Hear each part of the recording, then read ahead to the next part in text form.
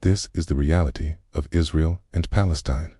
Several times, from 1936 to the 21st century, Arab and Palestinian leaders were offered a state of their own in which to live side by side with their Jewish neighbors. Repeatedly, they declined.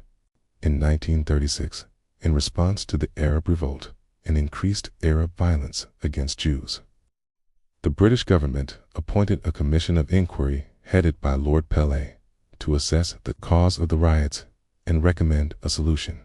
The Peel Commission recommended partitioning the land into a Jewish state and an Arab one, alongside an international zone stretching from Jerusalem to Jaffa, which would remain under British mandatory authority.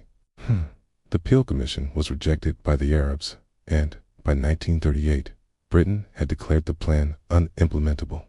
In 1948, the Arabs rejected the partition plan, which led to the War of Independence. The plan recommended dividing the British Mandate-controlled area of Palestine into two states, one Arab and one Jewish, with Jerusalem designated as an international city. The plan would have granted independence to Palestinians and Jews alike. When Israel declared statehood on May 14, 1948, Arab armies from Egypt, Lebanon, Syria, Iraq, and Transjordan attacked the country.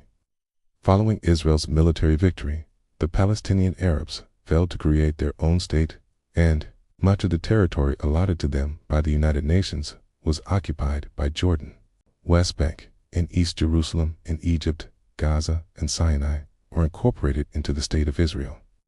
In July 2000, U.S. President Bill Clinton, Israeli Prime Minister Ehud Barak, and Chairman of the Palestinian Authority, Yasser Arafat, gathered at Camp David for final status negotiations to end the Israeli-Palestinian conflict, taking place after significant breakthroughs, such as the Oslo Accords, as well as setbacks, including the assassination of Israeli Prime Minister Yitzhak Rabin.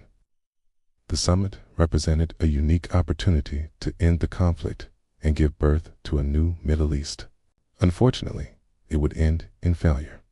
Arafat rejected Barak's offer of an independent Palestinian state, which included East Jerusalem as the capital, religious sovereignty over the Temple Mount, and for a symbolic number of Palestinians to enter Israel. In 2008, Palestinian leadership again rejected a land for peace offer. This time, Palestinian Authority President Mahmoud Abbas rejected Israeli Prime Minister Ehud Olmert's offer that was comparable to Barak's during the Camp David summit in 2000. This deal called for Israel to retain some blocks of Israeli communities beyond the 1949 armistice lines in exchange for territory in Israel. The war began on the 7th of October, 2023, when Hamas and other Palestinian militant groups launched a surprise attack on Israel, in which 1,195 Israelis and foreign nationals, including 815 civilians, were killed. 251 were taken hostage with the stated goal of forcing Israel to release Palestinian prisoners. To put it simply, Israel has offered Palestine their own state repeatedly.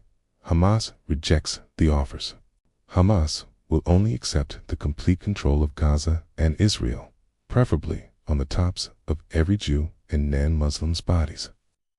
Israel left Gaza to the Palestinian years ago. Since then, Hamas has continued to launch rockets into Israel from Gaza, killing Israeli people at random. The Free Palestine morons here are brainwashed idiots who refuse to look at the facts and attack and insult those of us who show our national pride and refuse to support Hamas's regime of evil.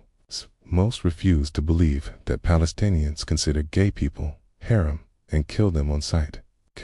They refuse to accept that Hamas's only goal is to kill all Jews, not just the Israelis. After the Jews, the Christians, they like all Islamist fanatics.